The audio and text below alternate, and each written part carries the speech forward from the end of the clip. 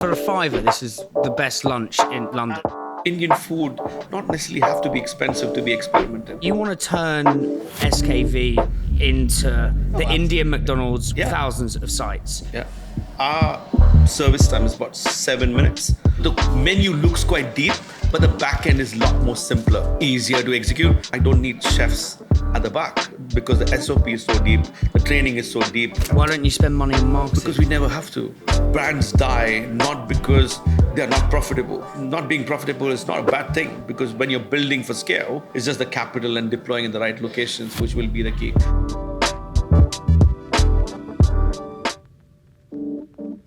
So, mate, you want to turn SKV into, well, the Desi McDonald's, Yeah, the well, Indian McDonald's. We've had a conversation before. You want it to be thousands of sites. Yeah.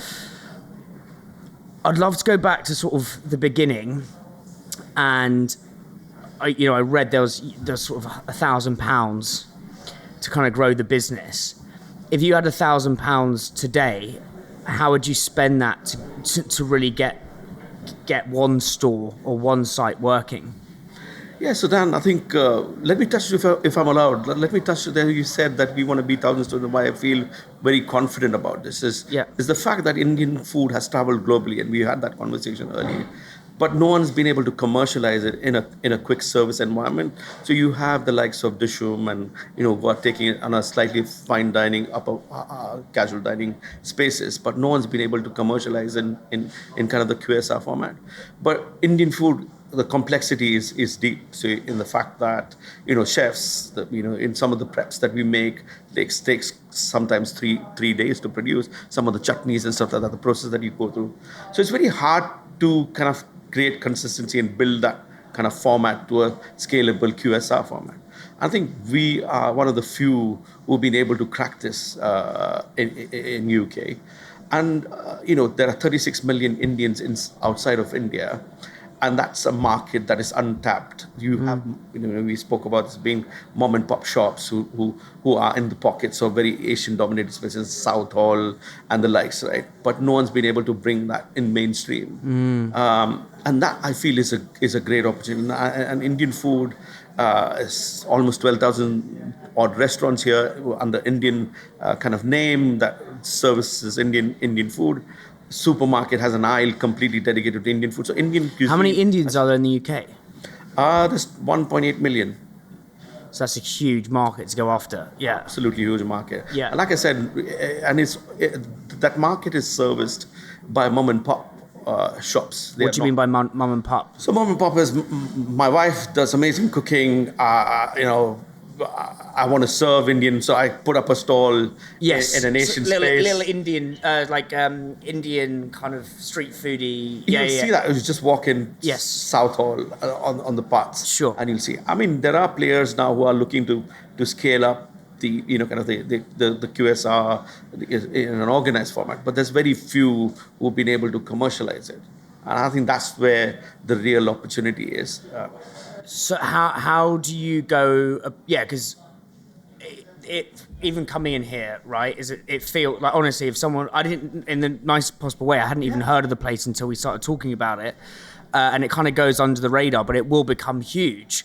But when I walk in here, like if someone said to me, Indian McDonald's, bang, this is it, mate. Like this is literally it. Like it's got that. A lot of the semiotics of a McDonald's, the colorways, the coding, but then it's Indian vegetarian food that's at affordable pricing. When you talked about the commercialization in the backbone of the business, how do you put that in place to scale versus, say, a mums and pops place in Southall who's selling, to regular customers? Yeah, I think the fact remains that association with McDonald's is great. It's a great business, which is what we aspire to be. At the back end, the systems and the setup actually is designed like an assembly line that you would see in McDonald's. So you have, the complexity of Indian food. It starts from one space at one end and finishes at the other. A lot of it is assembly versus something cooked from scratch. So we've found out a way of how to put together a vada pav. So we'll talk a lot more about that as we go along in this journey, how we can put a vada pav together in a McDonald's style format.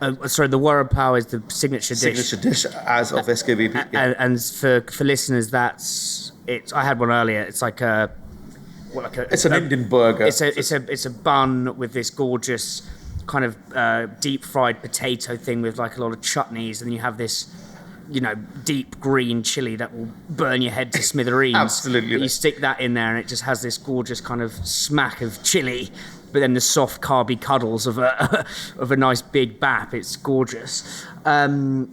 So that's your Big Mac essentially. So talk me through the assembly line to get one of those at scale. So you say, okay, you're at 10 sites now. Yeah. We have 23. Sorry, 23. Sorry, excuse me. 23 sites.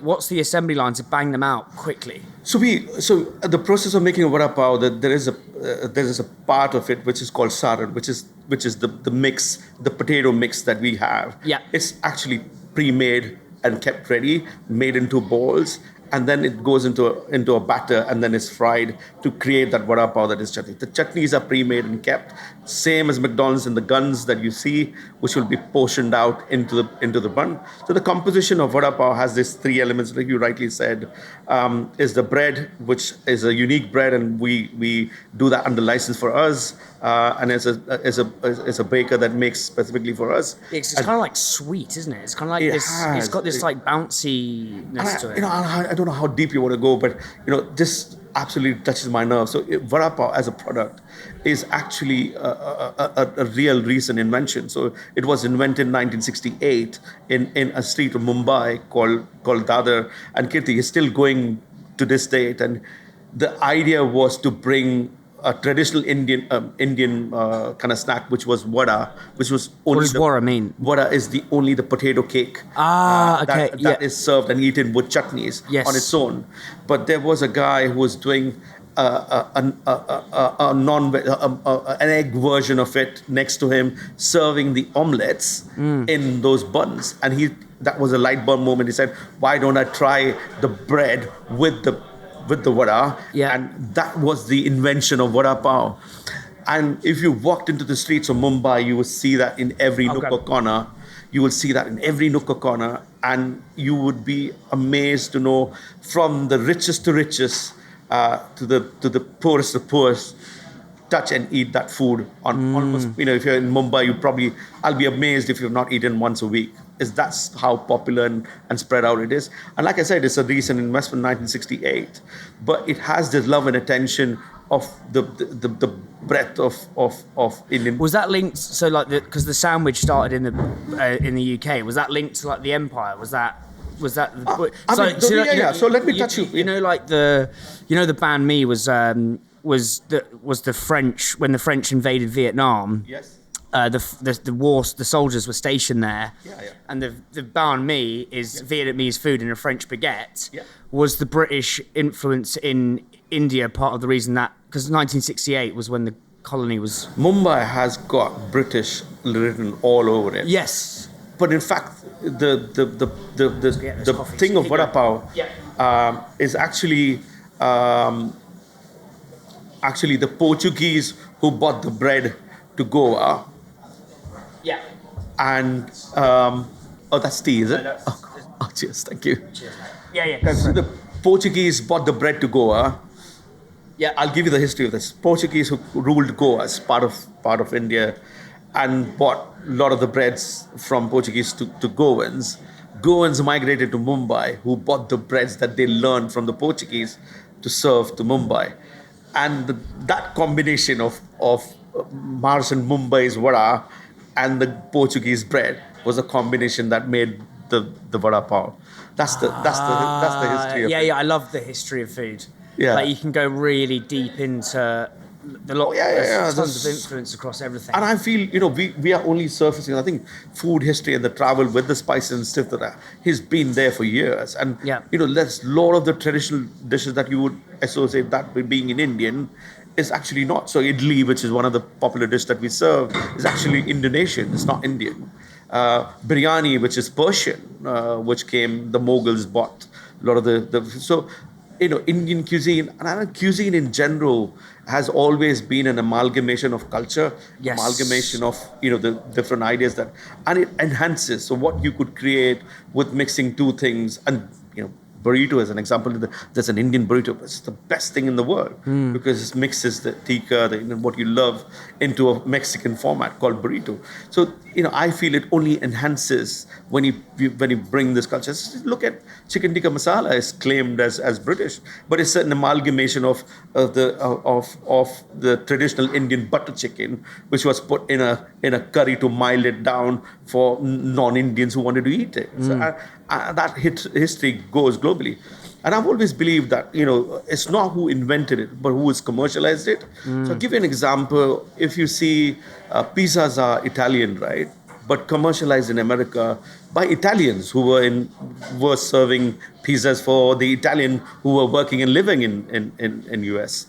And, if you took kebabs, for example, Turkish, commercialized in Germany, bought to UK.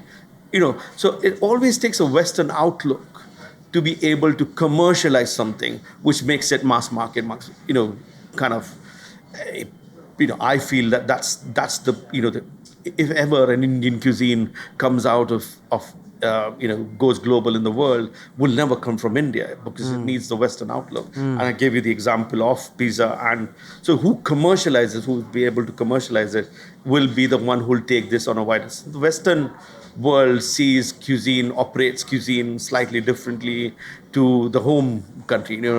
Yeah. They look at it. They look at it through a big business lens. Absolutely. Chipotle is burritos are Mexican, but commercialized in America. Yeah, well, but also the McDonald's film with Ray Kroc. Yeah, absolutely. I mean, his whole thing is I think it's in the film. He goes, people think we're a burger business. We're not a burger business. We're a real estate business. Yeah, absolutely. And it's like the product brings people in, the real estate, and that's actually. It's super interesting, but it's interesting what you're saying, mate, about the Western commercialization to other cultures and food. And also, I wanted to pick up on one more thing. So even if you looked at coffee culture here in UK, coffee culture did not start with someone loving. Obviously, there was an element of the wider tea drinkers were not coffee drinkers, but what the likes of the bigger boys sold you was a space. If you wanted to sit and have a meeting out of your office environment, the only place you could go is into a cafe. Yeah. And as a prelude, you had to get a coffee to buy the time to sit in the cafe. Well, the insurance market in the UK started in coffee houses. Yeah. And then Starbucks took that on. Their whole thing would be the third space. So you have your office, your home, and the third space is Starbucks. Again, it's the commercial lens for it wasn't, let's create a really good coffee business. It's like, let's create a third space. Yeah. And then that's how we'll scale up. Yeah. So applying that to your business. Yeah. With sort of Western commercialization lenses. Yeah. To amazing Mumbai street food. Yeah. What are those? How are you trying to do it? What are those principles? I think for us, we started off as Indian food for Indians, and that's where the relationship with SKVP and the founders, Sujan Subodh, who started off that business, was in Hounslow, serving the Indian diaspora. But I believe the palate is really right for getting this, because what we do is, we have to be authentic to cater to an Indian audience, so we can't dilute. A lot of the times you have brands that dilute it to create a wider appeal. We've never done that. But we now believe that there's an appeal, so that if you look who's doing well on High Street, Nando's, Itsu, all on spice-led businesses are doing really well. So people are looking for authentic kind of food to touch and feel and eat on a daily basis. And I think that's where we are being able to create spaces like where we are sitting today, accessible to a non-Indian. So if I'm in Hounslow, rest assured it's mostly Indians who would come and visit. Whereas if I was in central London, Knoxwood Street, it creates an appeal and access to a wider audience. So our positioning in the space and where we would go with this in terms of the next few locations will drive the wider participation, in my view. And that's our... So you've almost got a real estate play like Ray Kroc. Yeah, absolutely is. And I think we are, Hounslow, the property that we are in is actually owned by us. We do see it as a great opportunity because we are good tenants. We've never had to open a closed store. So we feel that, it adds value. And as we scale up to a decent level, that will be a key game for us to be in that position. I mean, we want to conquer UK first, Dan. I think we are 23 in the grand scale of things. 23 still feels quite low. We want to be 44 stores by March 2028. That's our business plan. And I feel there's room for beyond that as well. But, I give example that, I said that in my earlier statement as well, Dan, that there's, Indian cuisine has traveled across the globe. I don't know of any space that does not have Indian cuisine as such. But the irony is, if you picked up QSR data, and I've looked at it in the last 3-4 years, Indian cuisine does not sit in the top 10 of the cuisine in QSR format. There's not a single brand. Even the cuisine does not represent in that, which is what I feel is a huge opportunity, and we want to go global. There's a brand called Sarvana Bhavan. You can look up. I'm sure you would have touched it at some point. What's it called? Sarvana Bhavan. It's a South Indian, born in India and scaling up outside. 128 locations globally, but only 28 are in India. Rest 100 are outside of India. So the opportunity is huge when you get it right. And I think as a cuisine, you pick number 1, number 2 in UK, depending on which time of the year you're looking at the cuisine figures. But Chinese, Indian, Italian probably rate the top 3 what's interesting is it feels like like Indian food is massive in the UK. Yeah. Like in terms of we're going out for a curry, it's kind of Indian or Chinese. But then in a QSR setting, it's, as you're saying, it's at the bottom of the list. What in terms of the real estate play? Like in terms of opening up those 43 locations, where would you go to? So our next stop, we just opened one in Cardiff last weekend. We've got one in Manchester, which will go live in first week of July. We've got Milton Keynes the following after that. And then we've got, cities that are mapped out. So Coventry, Oxford. We want to be one in each city and a size that you see here. It's about 2,000, 2,500 square feet spaces, which we can occupy. The response has been, amazing. And people are crying. And a lot of the things, Indian food, not necessarily have to be expensive to be experimented. I think good, lovely Indian food can be served at a very much affordable price. Well, that's the thing. I think that's the other thing. Because obviously, I've sat in here this morning whilst we were waiting, your train was delayed. Yeah. And but as you say, like there's a lot of Indian people eating in here, and you can tell it's like the local, really authentic food. But there's loads of different people from the office blocks coming in. Yeah, absolutely. It's like a McDonald's, right? Yeah. It's every culture for that kind of food. But the price point's so accessible. What is like how much is the hero product? So $2.95. $2.95. What would you get in central London for $2.95? Yeah, it's crazy. It's amazing, isn't it? So just to go back to that hero product and the systems behind the scenes, like you say you studied McDonald's. Yeah. Like how did you? So you have the central depot where everything's produced. Like how do you get it in here so they can go? Yeah, so most of it is like I said earlier, it's an assembly. So we've shortened. So our service time is about 7 minutes. I know it's still longer in that context, and a lot of people can serve it in 3 minutes. But I feel that's when it keeps the food a little fresher and has that finishing touch when we touch and do those foods. Like I said, vadas are fried to the orders. We batch hold them in that sense. But all of the back end science has been put in an SOP in our kind of I call it a think tank. What's an SOP? SOP is standard operating procedures. If you bring something up, it's the same process because you've got 23 locations. You don't want, everyone doing their version of a vada pav. Even to the fact that we weigh the balls that we make for the vadas. We have a batter consistency, that we check on a regular basis. So there's an SOP to deliver on that, and all is about being prep ready. So our system talk to us about what levels of sales we do, and we know some of them are been going for 5-10 years now. We know the pattern of what typically we would run through. So we prepare and keep the preps ready for in readiness of making the service lines. And we have stations. So because in Indian food looks like quite simple, but Mumbai has always been a space where, like London, different regions of Indians have come into Mumbai and made that as home, have craved for their home food. So Mumbai has always catered them with their regional food. So we, in our kind of portfolio of the products, we have South Indian, we have got Indo-Chinese, we have got, chaats, which are, so we've got a lot of products. And we call them station ready. So we've got stations for, say, example, a South Indian with the batter, with the fillings that go with it, and station ready, which helps us execute that product a lot deeper. And this is all in one central depot, essentially. And then it arrives here on store, and then it's ready to go in 7 minutes. Yep. So I understand that bit. What I find crazy and exciting is your menu. Is huge compared to McDonald's, compared to KFC, compared to Shake Shack, compared to Nando's. How many items are on the menu, and then how do you get those systems in place to hit the 7 minute mark with?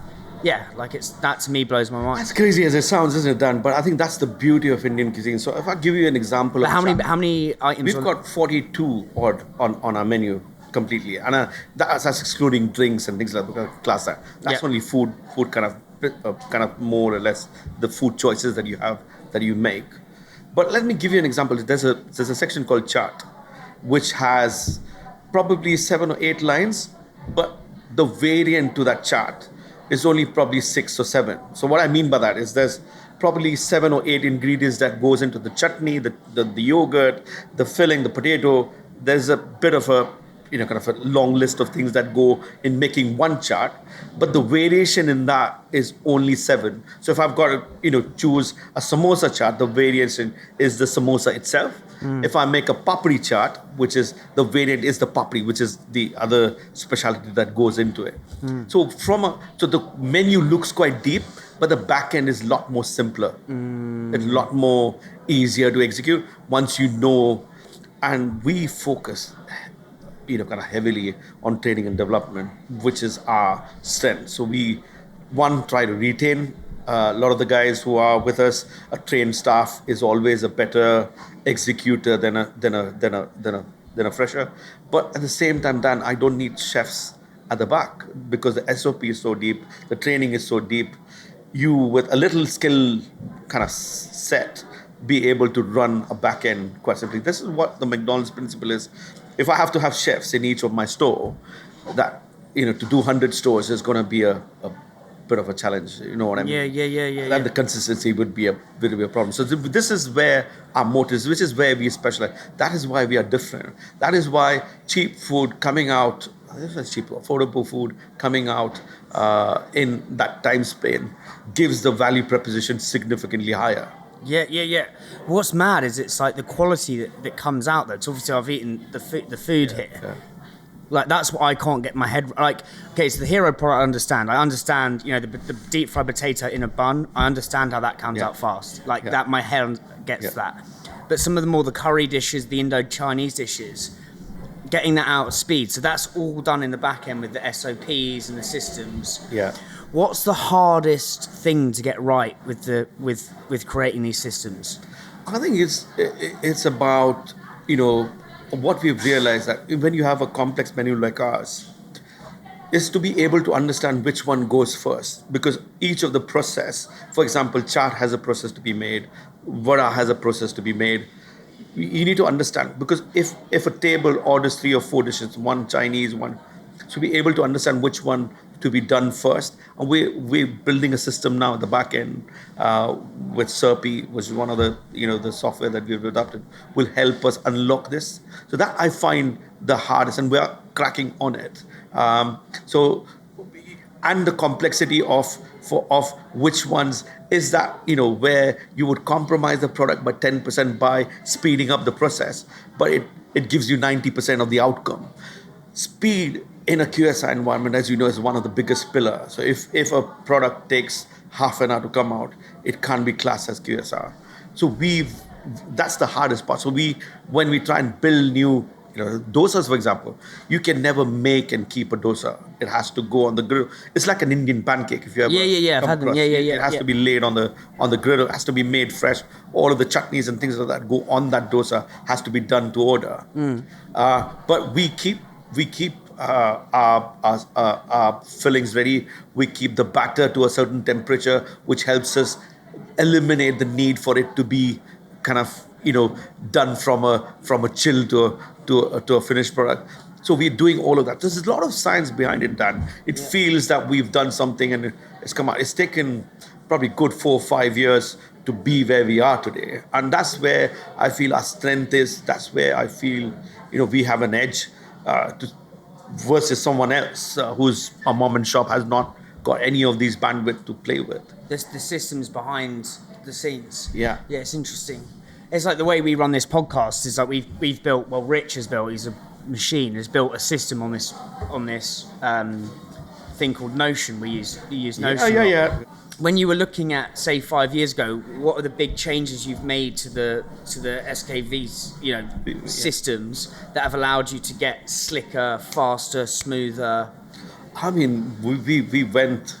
There's an interesting piece in the McDonald's movie, if you've seen, where he literally laid out each piece of it on a car park, and he was weighing what the process is in terms of moving products within that setup. We did something similar. We were 5-6 of us sat in a store, laid everything out how we could create an efficient kitchen at the back to speed up service. Every second, every minute kind of adds to the speed of the service.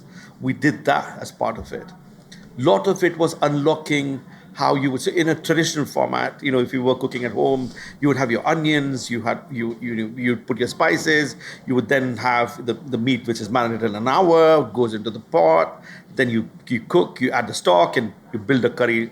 That's what you would do in Indian subs. So the thinking was, how could we do this without being able to compromise on the end products?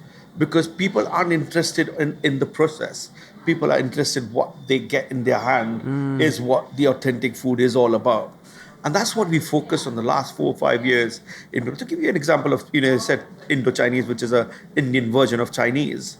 So a fried rice, we prep the fried rice in preparation of the lunchtime in a certain way to be able to speed it up. So it's not a fried rice that goes through a complete starch.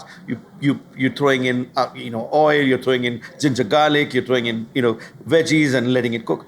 So we've been able to bring that element out to a stringed up level to be able to execute faster without. Ultimately, our filter is that our authenticity is one of the biggest pillar. So when we bring food out, it needs to touch that first pillar. That's why Indians flock to us. So what are your pillars? So authenticity, speed, and price. Yeah. So if we've got something that is going to cost us £15, it's not on our radar. It's not on our menu. If it's something that will take half an hour, it's not on our radar. No. We've cracked something. So those are the 3 legs to the SKV stool. Absolutely. So speed, affordability, or price. Price and authenticity. When you look at the system, so say you've got your stuff laid out in the kitchen, a la Ray Kroc in the car park, I think I think bottlenecks in business are really interesting. Like a bottleneck. Where things are trying to flow through. And I feel like every business has tons of bottlenecks, and actually they can be really short or easy fixes that suddenly, can transform business. Talk to me about how you view bottlenecks in your business. Bottlenecks are your everyday life in business. Yes. I don't feel it's one big thing. Unless you're doing fundamentally wrong, not having the door in the right place is a fundamental problem. Yeah. That's a bottleneck that that's a bigger. But there's bottlenecks all along the journey. So my experience, I've built business from scratch. I've built SKVP from where it is to where it is now. The bottlenecks. Yeah, because for listeners, you had Rapchick before. Absolutely. You built and sold that. Yeah. It was an Indian barista kiosk, same format, 36 stores. Or maybe we can do a separate podcast if you need it in that detail. But bottlenecks are every day. I feel it's an everyday. So the journey from 0 to 1, 1 to 10, 10 to 20, 20 to 50, are all different mindsets. So what you did... Take me to the first mindset. Yeah, 0 to 1. Yeah. 0 to 1, what's the mindset and what are the bottlenecks? So 0 to 1, you're doing it yourself. Yep. You know, you are testing the product. You're more or less looking at whether this, whatever you've invested in is the right thing going forward. You're not interested more so in what 100 stores look like. So you're doing most of the work. You're doing marketing. You're doing everything. When you go to 1 to 10, now you're looking at other spaces. You're outside of the core business. You want to look at systems that be able to deliver the consistency that you want to do, and that sense. So the skill set, you're more or less taking the 0 to 1 guy in your journey from 1 to 10, because he's the one who's the chef at the back, who's helping you produce those recipes. Now he's excited because he's got another 10 stores that he's got to contribute, and he feels he's growing. So the team lends. But from 10 to 20, from 20 to 50, it's a completely different mindset. So when you're going from 10 to 20, you're more or less thinking about laying all the costs that you would do to get to 20 upfront, because you don't want to put 20 stores and not have the resources to be managing 20 stores. So if you're recruiting a marketing manager, for example, if you're looking at a supply chain manager, for example, you're looking at more or less on the 11th store. But you build a lot of cost base as a consequence of that to build the next 10 stores. Yeah. Those are the ones who are not looking at maybe the founder's story or whatever, but they're looking at, is the system or is the process in place to be able to deliver 20 stores? So I feel that the bottlenecks, and then I'll give you another example, even in the back end, we were working. So when we went from having smaller footprint stores to now what you see 2,500 and 3,000 square feet space. When you're taking the volume load completely shifts, because now you're not doing, say, 50 vada pavs or 100 vada pavs. You're doing 200, 300, 400 vada pavs. Storage capacity needs to be higher. Execution in terms of if you're putting on a fryer, which can take 10 vadas at a time, you now need 50 vadas at a time. So these are all so if you were stuck in your 1 to 10 mindset and then not thought this through for the next phase of the growth, then you will be creating bottlenecks. And that's what I see. And I feel that every brand, everyone should look at that business in that perspective. And that's what So the perspective of, say, you want to get to 100 stores, looking back to now, yes, to deliver 100 stores. Yeah. So that's basically what you're saying is the mindset is almost that prescience, that prudence to look into the future. Absolutely. And then work, and then reverse engineer. Yeah. So interesting. So 0 to 1, you're in the weeds. 1 to 10, it's about building the team, getting the marketing ready. Sort of onwards, sort of 20 to 100. Is that more of a real estate play? Would you say? And you need more players, isn't it? So I think suddenly you were finding the stores, you were negotiating with the suppliers, you were doing a lot of the work, or the core team was doing a lot of the work. Now you need specialists, because if you're, even with us, we employ about 230 odd employees.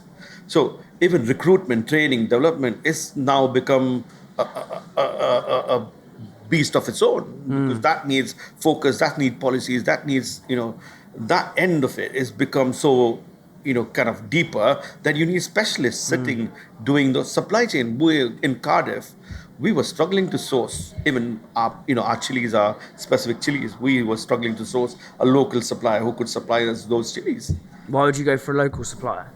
Because ultimately the cost of transporting from one to another is far more deeper. And if there is a product lookalike in the sense of performance alike, then you would mirror that for local stores, because it does eliminate. So if I sourced it from where we source currently and then push it down, every trip from Birmingham to Cardiff cost me about 350, 400k, 400 pounds per trip. So if I can minimize that, and in QSR, it's all about managing costs. You don't want to layer a deep level of cost when you're running the business. And the margins, we still serve vada pav 295 is the highest price that we have within our estate. In Hounslow, it's still served much lower than that. So what's it served in Hounslow? It's 195. Wow. Because it's our does the volume allow you to go at that? Absolutely. We sold 1.6 million vada pavs last year. In the entire. Not surprised. They're delicious. And some of the volumes that we go through is absolutely phenomenal, crazy. And I think, like I said, which is where our opportunity really is. We can, when you have volumes, you can play and do things. When you don't have volumes, that's when you struggle to keep freshness, the quality, and things like that, which is exciting. So it's not a problem that we envy, but it's a problem we love to have. Yeah. And I was giving you the example, like, so the problem is, as we scale up, as you do the business and you scale this business up, the requirement of the business shifts in the need of what you're trying to achieve, and then that's what you need to be aligned. And that comes back to then those are multiple bottlenecks that you're unlocking in every journey of this space. How do you unlock the bottlenecks in that? So if we go from there's a Libby Gibson who works for Piper, and they've done, they did the Flatiron deal, they did Be at One, I think they're doing, oh my God, what's the pizza company called? Yard Sale Pizza. She's got a really good principle, links very much to yours, mate. 7-17-70. Yeah. And it's the same sort of journey. Let's say 7 sites. Yeah. What are the bottlenecks and how do you find them? Yeah. What would you say they are? Yeah, so 1 to 7, you're literally with your core team, in and out, doing everything. I mean, it's a proof of concept. Because one store, you might have a great concept, but it might not be the right location. You might not. So if you relied only on one store to give you the proof of concept, it's probably might fail or not, might be successful. That might be misleading. So I might be successful, but if it does not transfer in other locations, then I failed. Sure. So 1 to 7 is more or less, you're looking at proof of concept. You're putting in places where you're building. So, for example, we build one in Maryhill, which is a shopping center. We're going into Manchester shopping center. That's if you get the shopping center right, we could be probably 40, 50 locations and malls alone. That you're testing and throwing. You're going to Arndale Centre? Arndale, Manchester. Yeah. I went to uni in Manchester. So I used to go there a lot. Yeah. Well, not too much, but quite a bit. So then 17, what's the aggro 17, there? So 7 to 17 is when you are putting the SOPs, the systems in place, the process in place, and able to bring the bigger jumps. And I always said that when you're at 17 and you're on a pathway of 70, you are overlaying all the cost of 70. I mean, to a percentage upfront, because you need a specialist in supply chain, you need a specialist in HR, you need a specialist in all the fears of your operation to be able to leverage. So if you want to build 10 stores in a year, you need 10 stores who understands the build, who can build you the stores, who understands what our space requirement is in terms of equipment sourcing, doing that. Then you go into someone who can recruit team on site, then train them to our requirement and our specification, do the test runs, run the store, and then hand it over to an operation. So if the operators are the only one who are going to do all of this work, you will never be able to put 10 stores. So you need a new store opening team. That's what we call NPD kind of team that will go out and do those initial work, set the business, pass it out to the operator. So what I feel is when you're building to scale, you're building a lot of the cost base to the business quite early on in the journey. And you need people who are supportive of that mindset, because all of a sudden from a profit-making business, you're laying so many people in. You are, budget of a 70 store, but kind of throughput of only 17 is going to, kill your bottom line. And that's what you got to raise. Yeah, and I think for me, as long as you have a business plan that delivers in terms of the growth. A lot of the times I see on high street that brands die not because they're not profitable. They die because someone does not believe in the vision that it can go from 17 to 70. That's where the problem is. Because you would not being profitable is not a bad thing, because when you're building for scale, Uber, you probably know this, was not profitable for a long time before it became profitable. It was laying and building the customer, kind of bits. And you can name so many brands. When you're scaling up, it's very hard to be profitable and scale up. And if you're doing profitable and scale up, it will be at a very slower pace because you're looking at an organic growth. But if you want to do an exponential growth, you will always have pressure on your central overheads because that's where you need. Store-wise, your profitability is still, which is my matrix of assessing, is if you're store level profitable, that's the main matrix. And it's enough profitable to be able to sustain a central overhead team to scale this up. So give you an example, if you were doing, kind of a store that is 25% EBITDA kind of store level, you central overhead, which is your payroll, your accounting, your all of that supports that business, is about 10%. You made 15% EBITDA at company level. That gives me going out and taking a loan to fund the capex or building a new store, which I can pay back from that profitability. The issue is if at store level you aren't profitable, then it's a vicious circle because you pump in any money, it's just gonna kill you at some point. It's a leak in the bucket. Exactly. Of the bigger brand. Exactly. What are the most important things that most people get wrong when they're looking at a P&L with this sort of business? So I have developed an internal system called MAPS. We've got MAPS. We call it Management Appraisal Performance. Management framework. Appraisal Performance Framework. MAPS. MAP. Yes. Okay. Yep. So we have 1 to 8 as our mapping numbers. Map 1 is all new businesses. So when we say in a typical, let me say it in another way. So in a typical QSR restaurant business, you're looking at 4 or 5 main things: sales, less your direct cost, which is typically in our business is food cost. Then you have labor cost, which is your second most highest expense in the business. Third is your kind of your occupancy, which is your rent, rates, service charge, what you pay, and then store level EBITDA, which is your profit from that store. And then you have a central overhead structure to support that business. Because if you're doing one store, everyone's doing that bit. But when you're at a bigger 10 store, 15 stores, you need a central what's team. in the central overhead? Is that like head of marketing, head of... Okay. Payroll, HR, all of the functions that are not assigned to a specific store.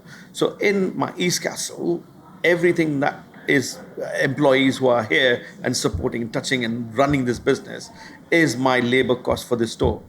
Anything that I do remotely for supply chain, for payroll, for accounting, is all central overheads. Because if I had an account manager on a 30 grand salary, say I'm just throwing that up, but was only assigned to one store, even if I make £30,000 profit from this, it would eat up my profit, isn't it? Yeah. So when you have a central team phased over... So do you divide that central cost across the number of stores you have? Okay, with you. Okay, yeah. So the MAPS thing, so you have... So P&L for one store. Yeah. The centralized overheads. Correct. Next thing... is your store level profit and your company level profits. Yeah. So we call it store level EBITDA and a company level EBITDA. Yeah. So one is...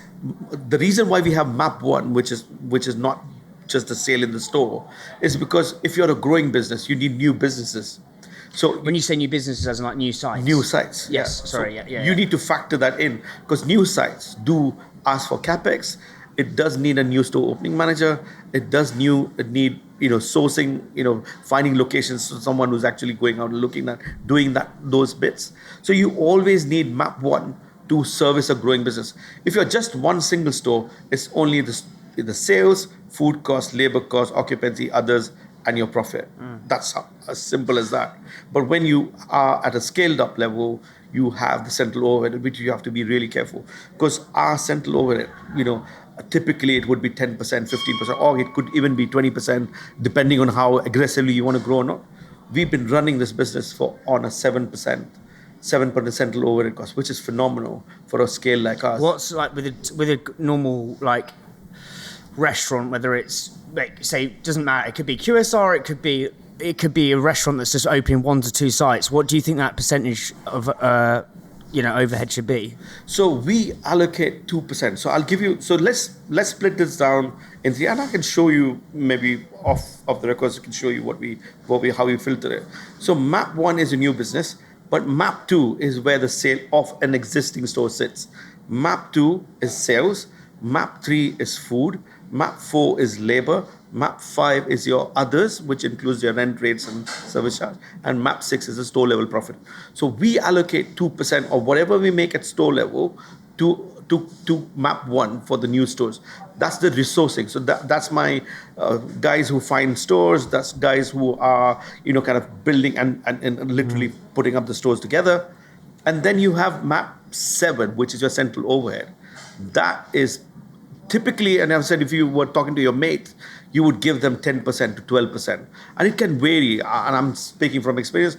Other bigger brands might have a deeper or lesser, depending on the scale and the pace that they want to take. But a good sign is literally about 10%. So if you made 25% store level EBITDA, you're left with 25% to play with. So if your 10% becomes your central overhead, you've still got 15% of profits that delivered for the company. But if you're putting capex, depending where the capital is not going to come for free. So if you've raised that money, you need capital repayments to go out. So if the capital repayments or even the interest of the capital that you've raised should be able to service from that 15%, or if your company level EBITDA is 10%, then it needs to come out from that 10%. And that's the thinking you need to put when you are evaluating, where you are in that journey. We know, we've got 3 stores in the pipeline. We've got, this year our plan is to be to 34 stores, and we will be by end of this year. When you're laying those up, our existing stores EBITDA needs to support, because when Cardiff, for example, opens, our labor cost was up about 80% because we are training new people. We are, that's heavy money going out from the business. So we have to factor that in when we're building that up. So suddenly, if you don't have a cushion to play with, we call it store maturity. So store maturity takes 8 months, 9 months, even to a year. And What's store maturity? So store maturity, say for example, I've budgeted Cardiff to do 1 million. It's not going to do million sales annually. Yeah. It's not going to hit that in month 1. Yes. It's going to take some time. Some stores, for example, some stores would take 6 months. Some stores might take 3 months. Some stores might take a year. And then you make those assessments and you make a business plan on the back of where you feel you would hit. And a good kind of benchmark is a year. Some stores take probably 18 months to come to the store maturity, and that's what you would factor in. So if you factored in £1 million for month 1 and you projected that on your forecast, you're soon going to run out of money. Yes. You know what I mean? So that's something that you need to consider. And I think we build that. Our kind of store maturity is roughly in the region of 6 to 8 months. And so with this maps thing, do you look at them? Is one more important than the other, or do you look at them? I mean, everything needs to. But as in, like when you look, say we were to have a meeting about maps, this week. Say we're running a restaurant together. You come to the meeting. What's the first thing you go through, and what's the last thing you go through? First and foremost is your map 2, the sales. Yes. Ultimately, everything is a derivative of that. You know what I mean? Yeah. If you have a store that does £1,000 a year, it's just flipping pointless looking at the figures completely, right? So the map 2 is your strongest. What is your strength to be able to drive? Because this is the problem with franchising, right? Everyone's driven on map 1 because they want to build more stores. Map 1's what again? New stores. Yes. So they're all building new stores to get the growth. But map 2 is what drives everything in. So if you don't have the sales to drive the growth, then you'll always have problems. So my most important part is map 2. And map 2 signifies your strength. So for us, our marketing spend in this business, if I say that we turn over 10 million as a business, our marketing spend for the year is £80,000 a year. And that includes 2 employees whom we have on a full-time basis and paying their salaries and a little marketing that we do on Uber and stuff like that. Why don't you spend money on marketing? Because we never have to. Why? I'm sorry, it might sound as an arrogant. No. But it's just I think I think and correct me if I'm wrong here, but I think your location selection is your marketing. Because, like, for example, I think it was really interesting putting a site in like Leicester, in the University of Leicester, LSE, you know, like where there's loads of Indian students, like being really strategic about where you put the stores. Yeah. Am I right in saying, and correct me if I'm wrong, but like that almost is your marketing, a bit like McDonald's, kind of like. And I'll just counter that a little bit. Yeah, go for it. If you say we are close to Oxford Street, but we are not close to Oxford Street in the sense of we are not being on Oxford Street, we are off Oxford Street.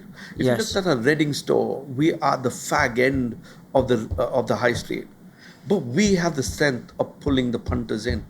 Right. That's what through word of mouth and the product. Yes. Price, authenticity, speed, pillars that I spoke to you about. Yeah. I feel that's the strength of the brand. And if you spoke to a lot of the Indians here, I'll be amazed if not many people know about us as a brand. And that's because, you know, I can go in a little more detail, but, you know, Indians are foodie in the core, and they are very core to the flavor profile that we have.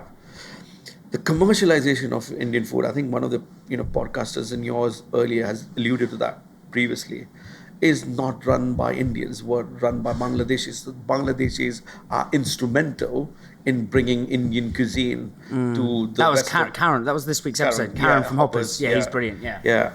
And that's absolutely true. Yeah. But what they bought is a North Indian cuisine, which is cream-based, onion-based, and it doesn't hit you. So if I say this all the time. So if I gave you an Andhra, which is a South Indian curry in your first day of curry experience, I promise you would never touch curries again because it's so acquired, so intense. You would never. Well, Karen. Excuse my ignorance here, but Karen was saying different parts of India are it's like comparing the UK to Spain to Poland. Like it's so different. Absolutely. So it's like creating imagine like creating a European. I suppose the analogous thing is like creating a European menu. Yeah. You've got English, Polish, Spanish, Finnish. Like it's all it's so fascinating. And I think I would touch on that, Dan. Yeah, go for it. You're absolutely right, and I think it's the timing of it.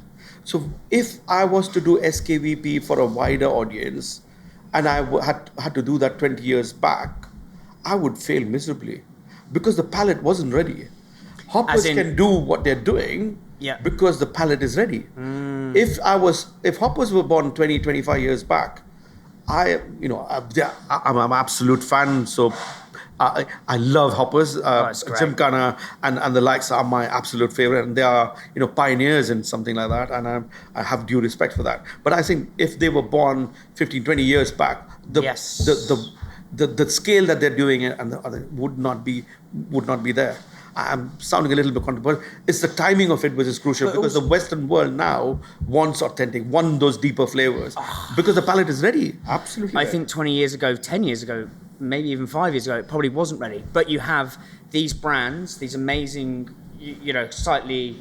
Karen's a perfect example. He's got a huge Instagram following. He's written amazing cookbooks. He's friendly with Jamie Oliver. He's introducing everyone to this, really changing our palates. More of that happening. Gymkhana's becoming big. Gymkhana big in supermarkets now. Absolutely. So people are getting ready. You try. No offense to the legacy brand, but you have one of those Gymkhana sauces at home compared to, I think it's Sharwood's. It's night and day. But it's only because we've been eating in these restaurants that's ready. Whereas now, I think this business is perfectly timed because people don't always want a McDonald's. People don't always want a Burger King. People don't always want a KFC. And this is healthier and it's cheaper and it's affordable and it's fast. I think timing's so interesting in business. Absolutely. Like it's one of the most sometimes it's just the right idea at the wrong time. Yeah. And it's I think you told me about that. It was. I think, and that's not just a UK-centric kind of thinking. It's across Europe. You go into Europe, there's Sarvana Bhavan in Paris, there's Sarvana Bhavan in Rome. Yes. Wagamama is if you have their firecracker, not many can take those spices, but you see the amount that goes through and people eating that on a regular basis. It's just unbelievable. But one thing is that's the science. I don't know who, I read it somewhere, that, the reason why Indians eat 3 times a day all spicy food is because once you put spicy food, and the more you eat spicy food, your taste buds get killed. So if you don't put something spicy to excite it, it doesn't get excited. So hence, you see, I shouldn't be taking names, but, see who aren't doing well on the high street. Italian, for example, Pizza Express, Prezzo, you send the news. They all are non-spice end businesses. So and then see who's doing well. The palate, as it moves in the spice, is difficult. Once you're on a spice trail, you can never come back. Oh God! Yeah, well, it's a starburst carnival of flavour in your mouth, man. Like it's just absolutely. That's my point. Yeah, super interesting. So at the minute, so kind of where we were saying 80K on marketing, and you were saying a lot of Indians and South Indians know this cuisine really well. Yeah. Say this, the adoption curve. Yeah. Say in 10, 15 years time, there's an SKV at next to a Pret at every service station in the country. Yeah. Say we're here now, just for argument's sake, we're right in the bottom corner of the early adopters of the adoption curve. What do you need to do to go from here to here to essentially move out of just I know there's not just Indians eat here, but like a big consumer base is Indians. Yeah. How do we get the whole of the UK and the world kind of eating this? What are the steps that you believe need to happen? I think it's a journey done. Yes. And I feel McDonald's wasn't built. Or what McDonald's is today is taken 50, 60 odd years to be where it is. And I feel it's a journey. And along the journey, let me give you one more kind of piece that I feel that strongly about. So if you see McDonald's has a Big Mac, which is what they're famous for. Yes. And they've built around that, so is, Burger King is a Whopper, and then something is built around that, German doner kebab are the kebabs, and obviously built around it. Every brand needs a hero product to take to the market. And is that hero product good enough to create a wider appeal? You had vada pav this morning. And if I had give you the option again to eat it, you would any day for the price and bits, you would eat that happily. Is the hero product a gateway drug enough? A gateway drug, but is that gateway drug big enough for everyone? Absolutely. And let me come to that point. Yes. And it's a journey. So when you try desperately to get to where you want to be in 15 years today, you will make problems. You will have problems. So my view is that we will be the widest. We don't want to be today. We want to be there in 10, 15 years. So for me, my bread and butter are Indians or Asians who come and find me wherever we are and give us that patronage, and we serve them really well. That's why the connect. As we go along this, as you would see us in motorway service, as you see us at the airport, as you see us, all I've got to convince you to do the first trial. Once you've done the first trial, the follow-on is not a problem. Historically, SKVP has always been sitting in a nation-dominated spaces. It's only now that we're coming out. Think about Thai as an example, right? So Thai Express, I don't know if you follow that brand, but Thai Express is in malls and in everyone's. So if you went to Thai cuisine, it was always a cuisine that you went, for your birthday or family, went into a Thai restaurant and ate Thai cuisine. Was not seen as an everyday eat. Even when I was working in Compass, a lot of people said when I was doing Indian burritos, the thought process was, no one eats Indian food for lunch. It was always an evening, few beers or an occasion to go to, or my local curry house, which I would order takeaway and come back. Indian food was never consumed in a lunchtime market. That's why you never saw Indian in a kind of a quick fire, kind of grab and go spaces, because it was always seen as that. But it's the format and accessibility, and again, I come back to the point of commercialization of it, which creates those kind of opportunities and score. So for us, we want to be, I do feel that Indian cuisine has traveled. Our version of paneer tikka masala is as good as a chicken tikka masala that you would try. But all I've got to convince someone to kind of try it once. And we have that in our portfolio. lot of the products that we have is slightly alien. So even you were struggling to pronounce Vada Pav, as a starting point, right? Yeah. So our hero product is not something that you see on a day in, day out, but it's on Dishroom's menu. Yes. It's on, as this becomes commercially strength, as people see. When we started this journey, we would hardly see one or two brands that would serve a Vada Pav or have that on the menu. But now you pick up any Indian, like a QSR or any kind of mom and pop shops, you will have Vada Pav as one of the products. So I want to own the Indian, kind of the Vada Pav Would space you? for the Western This world. is just a 2-year-old question. Would you create a name around? So like a Big Mac, right, is actually just a double cheeseburger. Yeah. Right. Yeah. A Whopper is just a double cheeseburger. What's a Zinger burger is just a chicken burger. Yeah. But those brands clearly create a name that is, so Zinger has nothing to do with burgers. Yeah. Whopper has nothing to do with burgers, Yeah, really. yeah. I suppose Big Mac links to the brand McDonald's. Yeah. Would you, as you try and go mass market, own a name around the product? Which is in our name. So SKVP stands for Sri Krishna Vada Pav. Yes. It's actually in our name. Because it's a mouthful, we've created as SKVP, which is an abbreviated version of the longer name. But it is actually in our name. So it's tucked inside. And you would watch this space, if someone looks at this podcast 15 years later, would certainly know what a Vada Pav is, because it's going to go global. Like I said, the history of Vada Pav is only very recent. 1968 has not had a full blown, and even in India is gone ballistic. It's gone in every state, because Maharashtra, Mumbai is a small town, and I would love to take you down. Man, I'm down. Man. If we can do that, that'll be an amazing roadshow. We can do. But that humble bread pav is cutting in every corner of India, let alone coming outside the world. There's a project, there's a brand in New York that is doing Project Vada Pav, is one of the projects. I've been following them. There's so many others. But the way you're making it, so Seth Godin talks a lot about scaffolding. Yeah. So ideas need scaffolding to help them spread. Yeah. So the SKVP is the scaffolding. It's the abbreviated version. Absolutely. The Zinger is ultimately scaffolding. The I'm Loving It is scaffolding for those bigger brands. It's like, how do you get that idea to spread? So say we are recording this podcast in 15 years' time. Yeah. And we've just gone through, I've driven past, SKVP I've driven past 15, SKVP drive-through, right? Yeah, I've driven past loads of them. What do you see the biggest challenges, if you can look through, imagine like that kind of telescope into the future, what do you see some of the biggest challenges that you're going to have to overcome to get to there, to get to we're in the service stations, outside Leeds, having one of your hero products, The route to scale is where we need to define the next phase of it.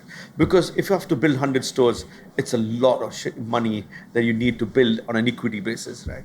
At what stage would you then look at a hybrid version where you're doing key equity stores versus a franchise, or even strategic partnership?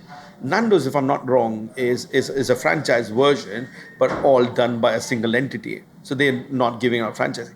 That would be an ideal situation where we have gone to America, we've gone to kind of Canada, we've gone to Europe, we've gone to with strategic partners who help us drive and scale our business. I think my biggest ambition through this project, and hopefully we'll do more, is to be able to bring Indian cuisine on a QSR, at least on the top 10 list. And I feel that's a big project. And one I'm really very confident we'll be able to do, because now like I said, the accessibility.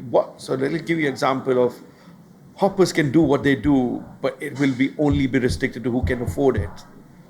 If you've got to cut mass market, is either a supermarket, which is what Gymkhana is doing. Yes, Gymkhana cannot go in smaller towns and cities, but Gymkhana spices and bits, the brand transpires into your home. Gymkhana's got like a barbell strategy. So you have a high-end 1-star Michelin or 2-star Michelin restaurant, which is cost you an arm and a leg. I think they've got one in London. I think they've got an Ambassador's Clubhouse in New York. So there's that end, and then which is high price point, but not many people can afford it. And then they've gone the other end of the barbell. Waitrose, Sainsbury's, the sauces. I think they've now got these chickens. I saw these gorgeous. They're doing in Waitrose. Absolutely genius. Yeah. So that, but I love this because there's no right way. Any way can be done. Yeah, and that's what I mean. So for us, through us we can reach an everyday audience, whereas with the restaurant model, yes, we can still do a Nando's format. We can still do all of the others. In terms of retail and stuff. That would be the brand extension that we do. But I do feel that we could cut restaurants and be in every city in UK, be in every even the secondary tier, third tier cities here in UK. And then our aspiration is to take it to global. My bigger vision is take this to 500 stores globally. And I gave you the example Sarwana Bhavan, which is 100 locations outside of India, and it's probably in 25 odd countries. Wow. We could do that easily because the food transpires. Food is kind of something that people will. It's a differentiator as well because not many do vada pav, like I said, the way we do. So our attention to detail is now vada pav is next to nothing. We want to be the best vada pav in the world. So even if in some cases where people who come and eat here feel that we have a better version of it than even what you get in Mumbai, which is such a. So in terms of going mass market, it's hero product, keeping your pillars the three stools of three legs of the stool: speed, affordability, and authenticity. What other things do you think are important? Capital. Yeah, I think at some point we really have to think on how we could explode this. We were backed by Haldiram, one of the, is a massive conglomerate in India who's believed in our story and invested in us, and we are grateful of their support. At some point, when we really wanted to take the next jump, we really need to understand the capital and the deployment of capital that we would need to scale this up, which is going to be our biggest challenge going forward. And like I said, there's no wrong in the product, there's no wrong in the format, there's no wrong in store level EBITDA, which is our strongest standpoint. It's just the capital and deploying in the right locations, which will be the key. And also in my journey of doing it, is understanding which one comes first. You don't want to go in a tertiary location doing a bigger format because the store maturity takes 2 years. Whereas you might as well be in Oxford where the store maturity comes in 2 months or 3 months or 4 months. And do those locations first and then go out. Because for context, you built Rapchick before to 36 sites. Yeah, correct. What's the art and science of finding sites? I mean, for us, we're luckily, I think a lot of it is, kind of gut instinct. And when you've done so many, you get a feel of what you're getting at. And I think there's a little bit of science of because our bread and butter has always been the Indian diaspora and the Asian space. So we are a little more concentrated. So like, we'll give you East Castle as an example. So the characteristic of East Castles, there are a lot of East Castle's where we're at now. Yeah, Oxford Street. So we have a lot of office goers who come here, a lot of tourists who come to Oxford Street, who shop in Oxford Street. Maybe they're not coming from India, but they're coming from Newcastle or Manchester or wherever. Find an Indian space to come and eat so close to Oxford Street. So this was there was a lot of internal kind of conflicts of whether this is the right location, but this is the best performing store. So, location, we don't think we'll go wrong in being in major cities, where there's a little student population, there's office environment and a family environment that does. Milton Keynes as an example, a lot of Asians or Indians commute between Milton Keynes and central London. So there's a lot of offices and a lot of kind of families who are settled in Milton Keynes. And again, like I said, that there's so many Indian restaurants but we differentiate completely with the price, with the authenticity, and with our speed. So you don't have to, it's not a space where you would celebrate your 50th birthday. I mean, we don't transpire ourselves that way that well, but we are very clear that it's your, if you're eating 4 times a week, we are your 1 or 2 of those four occasions that you'll come and eat with us.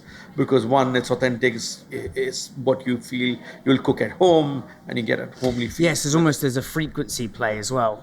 Yes, and that's why the volume as drivers.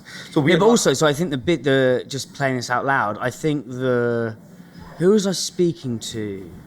Oh yeah, I had. Do you remember Coco de Mama? Have you seen Coco de Mama? Yeah. So Dan, the founder, he's got a new place now. I think he exited that. Yeah. Called Don't Tell Dad in Queen's Park. It's kind of like a bakery but a restaurant. It's super accessible in the morning, but then turns into kind of bougie restaurant in the evening. I was having lunch with him the other week, and he was saying one of the things with Coco de Mama was the frequency. Yeah. But that was kind of because of a varied menu. So like, I think the beauty of having such a big menu here is that you can come here 4, 5, 6, 7 times a week. Yeah, absolutely. And one day you're craving for South Indian. The other day you want something indulgent in terms of, kind of bhatures or something like that. Or sometimes you want just a quick chai and a vada pav and out. So we cater to those occasions quite well in terms of the depth of the menu spaces that we have. So if you want to fill something up, you are at leisure, you want to sit and, we have that environment that you are comfortable and you've been served. No one's rushing you out in that sense. Hence our requirement of going into bigger spaces. And occasion, like you rightly said, the occasions, so we're not relied on new customers every time. How many times would you go to dish room, it pinches your pocket. Also, it's an experience that you want to do and keep, restricted for a special occasion, isn't it? Mate, for a £5, this is the best lunch in London. Absolutely is. Yeah. And that's what I feel. And I feel there is a big market for that. And historically, like I was saying earlier, it's been serviced by mom and pop. But mom and pop shops cannot come to central London. They will be in Hounslow, they will be in Harrow, they'll be in those Indian pockets. They would not be able to come. And that's why I see an edge. And that's why Cardiff has been such a great success. How did you fuck up at Rap Chick? It's a journey. Yes. When the problem happens when you want to be in your 10th year, in your first year. And I tried to do that. I wanted to be almost in year 10. Too ambitious. Too ambitious, yes. too soon. And you don't put systems and processes in place. And then it's the first time effect, isn't it? You do things on your first time. And sometimes and our biggest problem with Rap Chick was that we put every lease in one company. So if a store wasn't performing and wanted to get rid of it, no one let me off because they knew I was in a parent, the lease were held in a parent company. And when you're scaling business up, and especially if it's a new business, you have to push the boundaries. You have to. How would you know how you would do in universities if you've not done one in university? How would you know what you would do in a mall or an airport if you've not done one in an airport? It's all theoretical, isn't it? It's only when you do a practical one, then you take learnings from it. But it's kind of creating those safeguards around it, which I think in my inexperience of doing this the first time, which caused a lot of problems. And then so is there a specific example of that?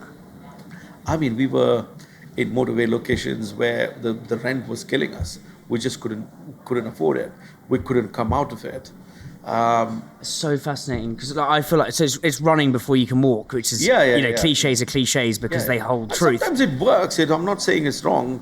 Look at Wingstop, for example. When the crazy example, what exit of almost 350 million, but it's a 8-year, 9-year journey in UK. It's not even a parent company. But there's a story behind it. I always say, you should have... Well, I've learned this the hard way.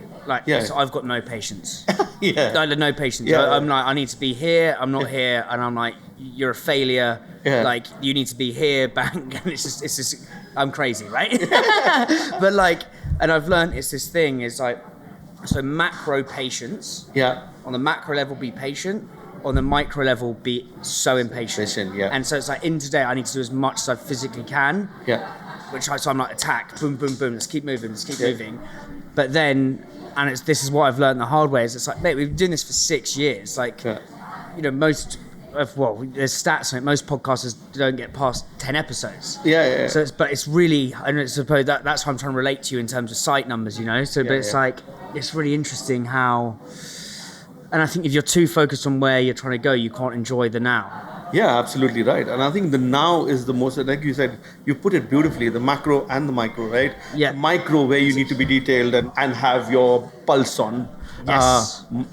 and the micro determines the pulse for the macro, isn't it? And I feel, there's a lot of the times, once you're past proof of concept, once you've known there's a repeatability of a business, then you just need to identify where you could go with that. And I think that, like I said, having the infrastructure, that's why I said that you lay the cost up front for the scale that you want to go. So the pace you want to go, you want to bring those people early on and bring that, steady your base first to be able to absorb that onslaught. Because when it comes, as a founder and as a businessman, you're always firefighting, isn't it?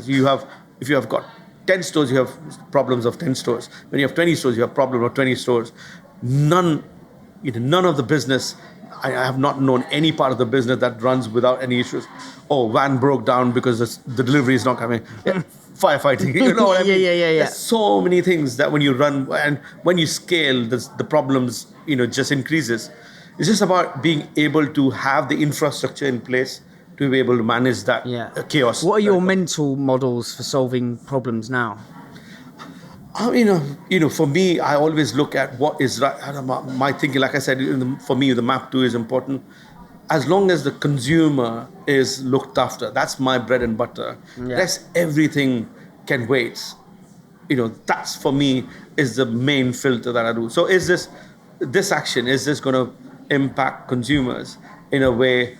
I'm saying something, is this going to impact something which will impact the business in the sales or the consumer part? That's my first filter. And second is how critical it is. Because sometimes when you have 30, 40 odd people working for you, everything is urgent because everyone wants a piece of you. So you just have to be able to prioritize what is. How do you do that? Because I'm bad at that. Again, same filter. Can this wait till tomorrow? I've got another 4 things that I need to address, which addresses map 2. I will focus on those and then come back to. But if it's map 2 is revenue, right? Yes. Yeah. Ultimately, if this business, everything else can be managed. If you don't have a lot of the times, I see some element of it was in Rapcheck as well. When you are relied on spending money to get business, customer acquisition cost. You're constantly spending money to get acquisition costs. What sort of stuff would you spend it on? Marketing. You see AdWords that they do, flyers that they put. You have to constantly do that to get sales. Then it's a vicious circle. Yes. You always going to have every brand, even McDonald need advertising. I'm not taking that away. But if you have to constantly spend to get business, then you're in a wrong. You're basically filling a bucket with water, but there's an empty hole in it. You just constantly, absolutely. What have been the moments when you've been really in adversity, and how did you turn that into opportunity? I think COVID was for all the restaurant businesses. Yes, other than COVID. I hate the C word. So. But, in restaurant business, it always feels like that. For us, I'll give you an example. In Manchester, we've exchanged contracts in January this year. We're still in build. We're still the challenges that poses through. It's just enormous. So we've spent crazy amount of money in building that store, and it's still costing us money. That's part. I feel the entrepreneur's journey is all about managing stress. I think I used to get quite worked up when there were even smaller issues, and every time, and I would work 16, 18 hours a day. It was killing me from inside. Now I'm a lot more balanced because I've been through that journey. And it's your everyday. So the moment you accept that this is your everyday life, that is it. You will pivot. Honestly, and whoever is listening to this, if is going through this phase, every time, I've heard so many podcasts where they have literally on the brink. SpaceX, name it, bigger brand. Tesla has been almost on the bankruptcy. And when were you on the brink? Multiple times, because you're always pushing the boundary. Even now, we have a pipeline of 6 stores. I have got to find a way of, obviously in negotiation. If those deals don't come up, then I have to rethink the model, hustle. That's what you've got to do as an entrepreneur. That's what you've got to, no one comes with a 10 million, money in the bank. And if you're running with a 10 million money in the bank, you're not running the business efficiently, is my view, because you will be paying interest or whatever on it. Yeah. So I feel that, till the time it gets to a certain age. Look at Pret got valued at 1.8 billion, and post-COVID, the completely game has changed. There's not many people in central London. The whole model estate, they've never franchised, they've moved to franchising. But also what I love, what you were saying, mate, is like once you're the entrepreneur's journey, it's accepting it's going to be crazy, and just never losing that relentless hustle. When I went through the previous journeys, always you felt you were alone. Yeah. You never felt that what you're going through is a common thing. I think that's been my learning along the years, as I've learned from other people. And you rightly said, look at Leon, for example. He's back on the thing with John Vincent. Taking it back on, and it's a journey. He's literally building that business from scratch again. Sorry. So I feel that a lot of the founders don't realize whether this is normal or not normal, whether he should accept, whether it's a critical situation or not. And I feel I would want to do something, later on in the journey to bring some of that bit. I wish I had a mentor or someone who would speak to me every time you come through a position where you feel, that's it, I can't make this payroll. There's something kind of clicks and it moves on. Even in an established business to a non-established business, I think that's part of the journey, I feel. So more people who will accept that will have the relentless to fight it. Because when you think, this is it, I can't do it, you take easier options or sell this business off or whatever. I feel that is a pivotal piece where you have to relentlessly fight. And we're doing that even in SKVP. It's not it's a 10 million business or a very profitable business, but you're building for the next 20 stores. Dana White was saying that he has on his walls like loads of positive affirmations. Yeah. And he has his gym, and he doesn't let anything into that mindset.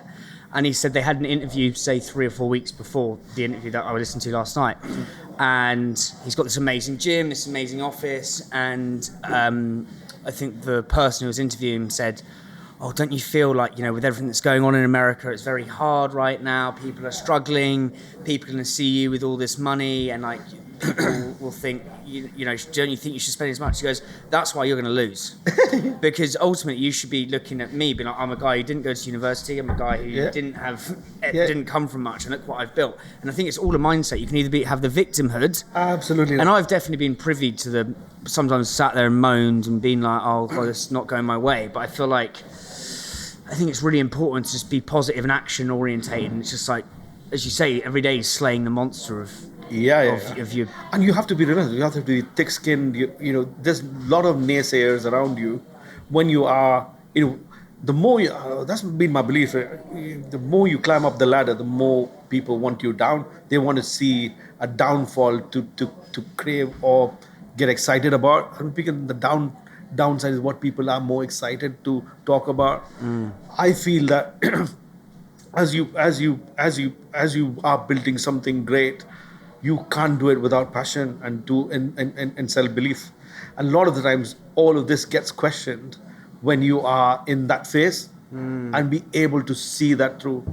I mean, I can endlessly. I've been in this industry for 25 years. Even when we were as an employee working for Compass, there was times when I wanted the marketing role job that I pitched was given to someone else. I took it as a challenge. I went and did my chartered marketing as self-learning. I'm saying the point I was making is that in not even in the business world, even in everyday world, there are so many challenges thrown at you, and you feel that you've lost everything and there's no future beyond it. The hardest decision is to step out of Rapchick, which I built from my own hands, and get working for another brand that I now hopefully have built. But that moment, you have to take those decisions. If I stuck to being protective or what am I doing, I would have not created what I've created with Sir James both here in SKVP. So I feel that in life you take those pivotal decisions, and it's very personal, because my ability to take stress and my ability in my personal life, where my kids are, where my things are, is totally different to someone who's a bachelor, who's got no commitments or no mortgage to pay or anything, right? And that is very personal, I feel. And, my advice is, having someone alongside you has always, I feel that's the strength to be able to see those through and being passionate and having that self-belief. The founder of the Four Seasons Hotels, Izzy, Yeah. the Canadian guy, has got a quote which is excellence is the ability to withstand pain. Yeah. And I think that's essentially what it is. It's just like going for it. So say I was to give you say like £1,000. Just for random measures, and you were to spend that on driving more sales. So to map 2. Yeah. So map 2 is the most important of all the maps to drive sales. Like, how would you spend that? I mean, I would more kind of look at the fundamental, because when you spend money on a short-term basis to bring sales, I would spend that on the fundamentals. So what can I do with the £1,000 that one will speed up the kind of just bring more. So if my authenticity is 90%, how can I bring that to 100%? That's where I would focus, because that's a long-term call for a business. So my £1,000 that is spent is going to take me a longer journey rather than spending it on a kind of a marketing or doing a gimmick or a video or whatever. So if I had that, so what would you do? Would you go and look for a better potato supplier? Absolutely, yes, absolutely. Yes. We are relentless in our thinking that our Vada Pav has to be the best. Now, I'll give you an example. Our bakers went to Mumbai, to a baker in Mumbai, spent a couple of days in Mumbai, learning how it is made in the actual bakeries of that bread. That's the kind of extent that we're going in to create the best. Our Vada Pav needs to be the best in the world. And if I have to go globally, I have to have a product that is best in the world. You can flog a kind of amateur product for only a certain time, and soon people will discuss the Me Too brands. And there's, I feel that's the key to our kind of success and growth. That's been my mindset. And in our business and our organization, we always look at looking at where my Vada Pav is today and where it needs to be in 5 years' time. We're putting our own bakery and our own bakery production kitchen. We're investing almost 200 grand in building that system up, but we sell in the region, like I said, 1.6 million just the Vada Pav. We got samosa pav, we got pav bhaji.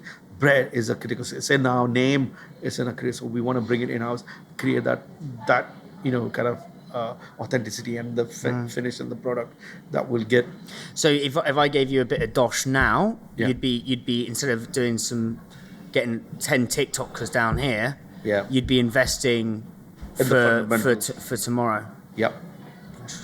The problem with I think there's a lovely quote, I can't remember that, but a TikTok can only give you eyeballs.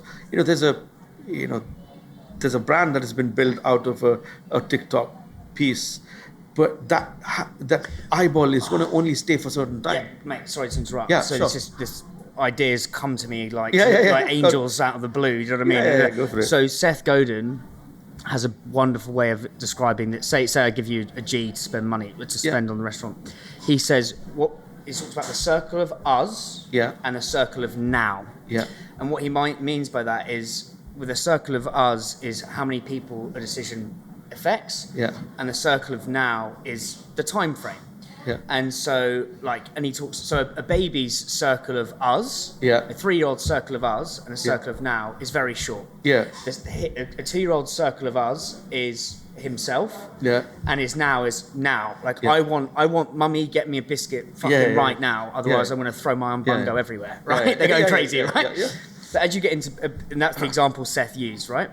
But as you get into business, the circle of us, when you go to one site, it's just your immediate team. Yeah. And the circle of now is, i.e. the time frame is probably the next year. Yeah, right? yeah. As you get bigger, Seth's whole thing is your circle of us, so how many people you feed, how many staff you employ, how big the impact of the brand is, has to extend. Yeah. And the circle of now has to extend as well. So instead of looking at me giving you $1,000 for a day, you think, how does this impact in 10 years? And that's exactly what you've said, mate. It's like, if you have a really small circle of us and a small circle of now, you just go and get loads of TikTokers down, which would probably get quite a big people through the door, but it'd be a flash in the pan, bang, they're on to the next thing. But that grand invested, bigger circle of us, bigger circle of now, is so interesting. So that's where you invest into 5, 10, 15 years time.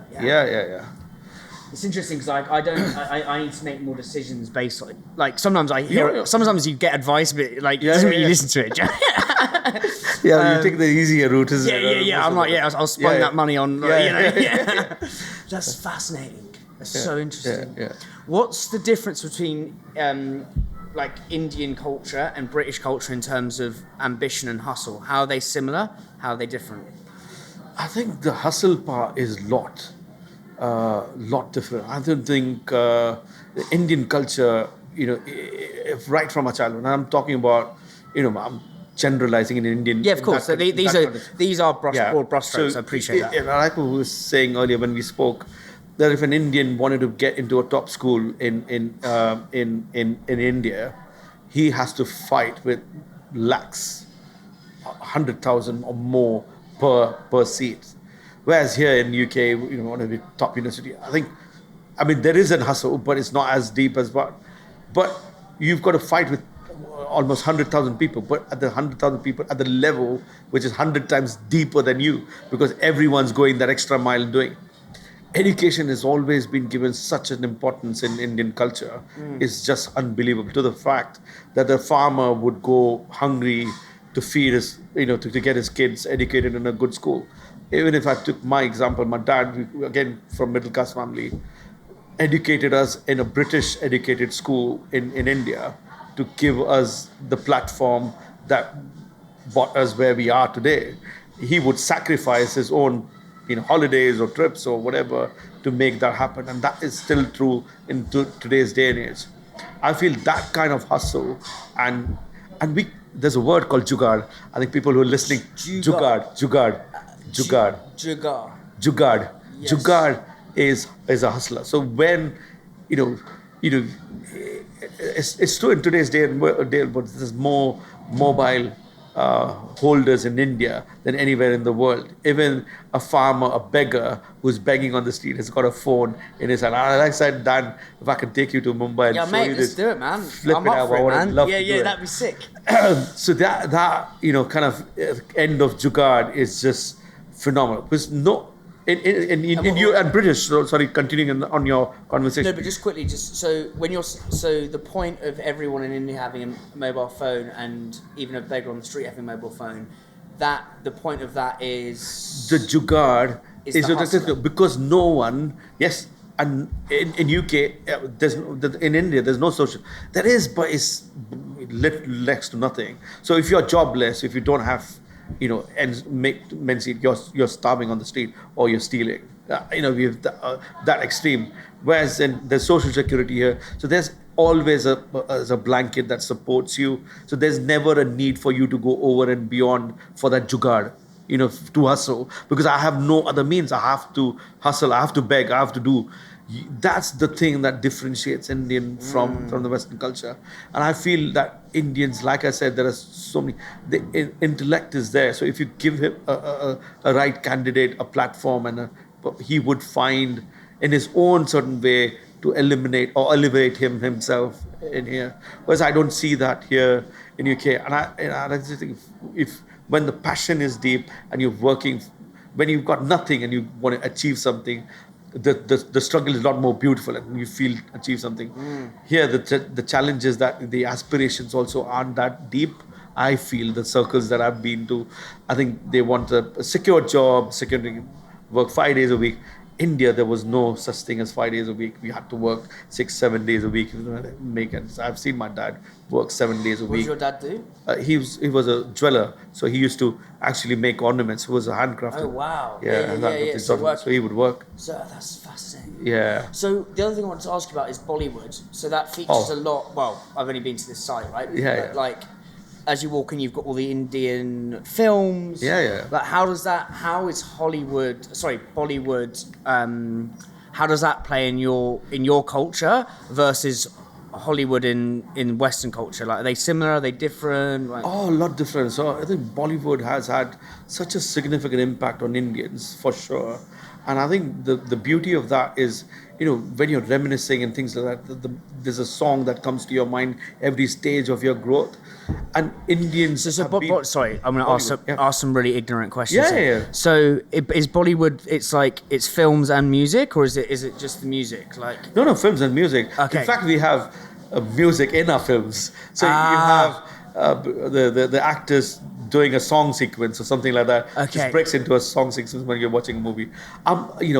And Bollywood, in terms of the subconsciously, in every time we, when you hear Heal the World, when you hear Michael Jackson's Heal the World, there's a certain feeling you get, right? And Bollywood has always hooked Indians on that feeling.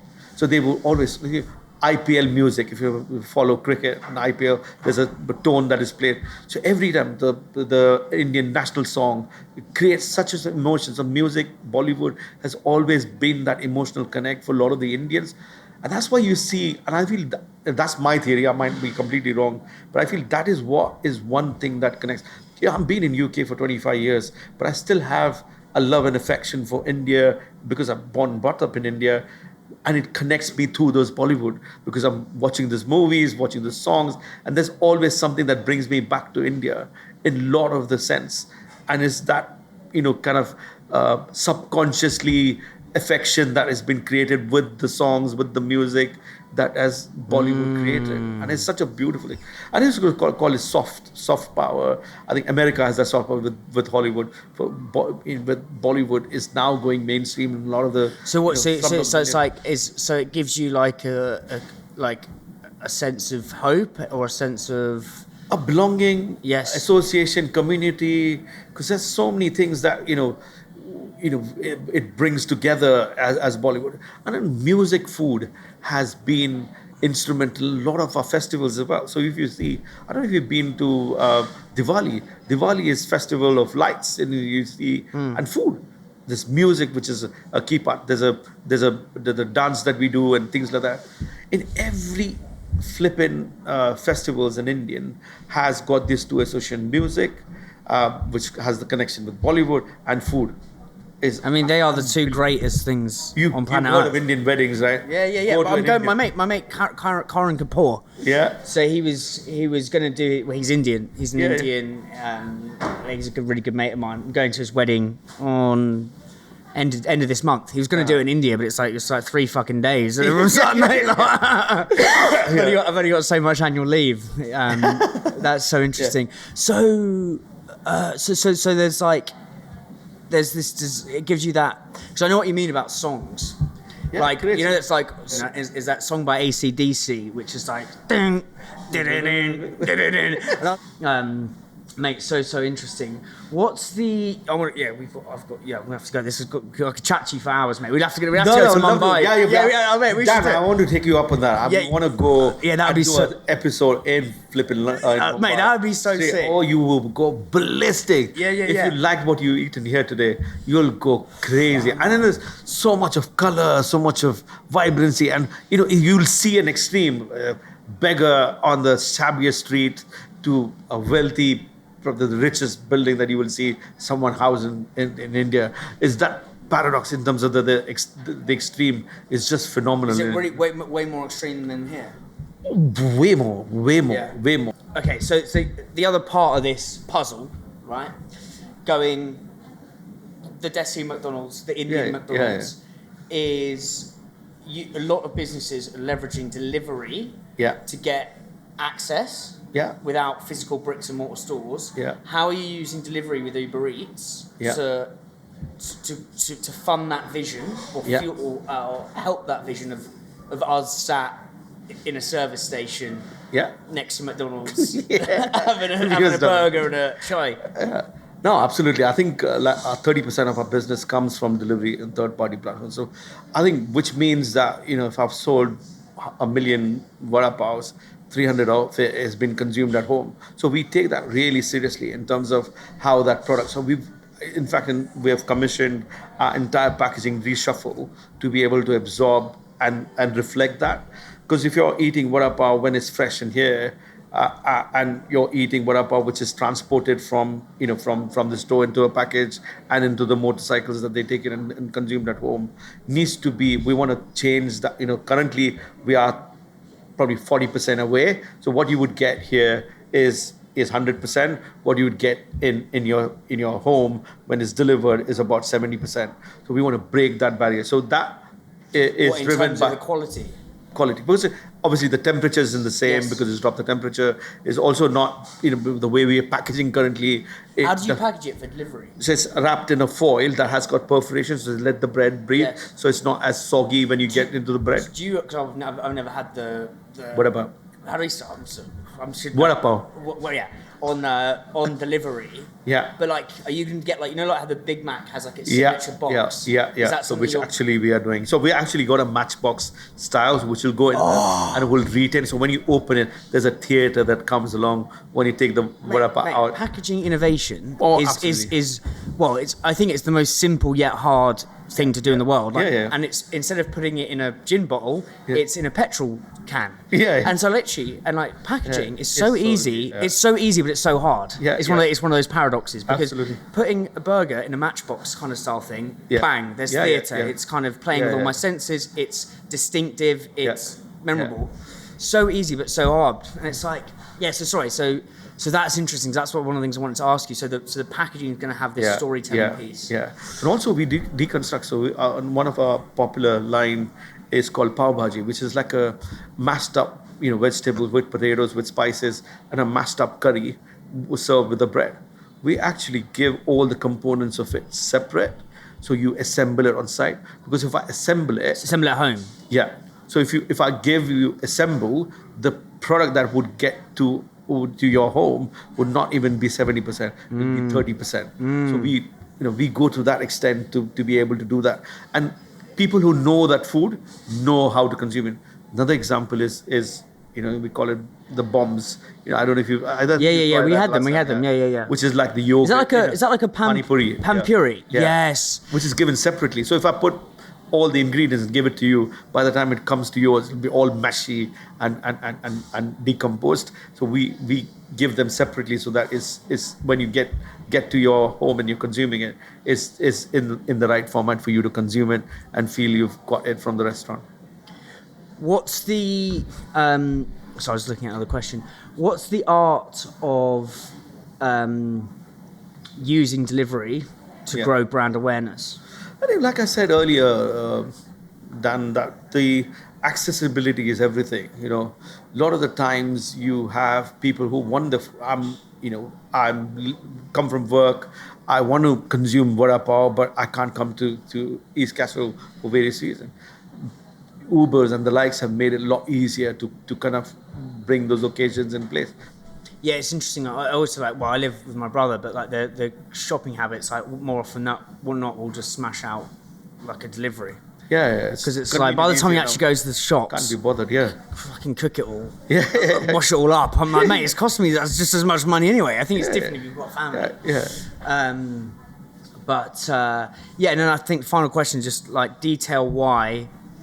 Describe your products. We'll clip this so we can get people. But describe why your product is the best and most affordable lunch in London. I think ours is because firstly, how much is it? And what is it? So in terms of the entire menu, you think? So just in terms of the hero product. Yeah, I think where in central London would you get something that is filling for £2.95? I mean, if you give me that, then I've identified my competitor. To be quite honest, there's no one doing what we do in this space. And also, it's flavorful. I mean, one bite of that vada pav will blow you away. There's 3 sauces that goes with it. There's 3 chutneys that goes with it. The pain that we've gone through to create the bread that we have. No one else can do what we do, and I think that's the edge that we have in most of the others. And just describe what it is for listeners. So what about, again, like I said, it's an Indian burger with a vegetarian burger with potato, spiced up potato batter cooked and served in a lovely Portuguese bread inherited from Mumbai, and with 3 chutneys, which painstakingly takes us ages to build, but that's what keeps the authenticity of it. And it's a lovely product for you to try. Yeah, it's delicious, deplorable Armageddon for your for your taste buds in the best way possible, mate. I've absolutely loved that, bro. Thank you so much, and we're gonna have to get plane tickets to Mumbai, bro. Hey guys, thank you so much for watching this video. Hope you were loving the episode. I'd appreciate a really small yet significant favor, por favor. Please, may you click the subscribe button. Get in the comments. Tell me what you think about the episode. Tell me what you think we did on the show. It may not seem much, but it really helps us grow and helps us get bigger guests. Thank you so much.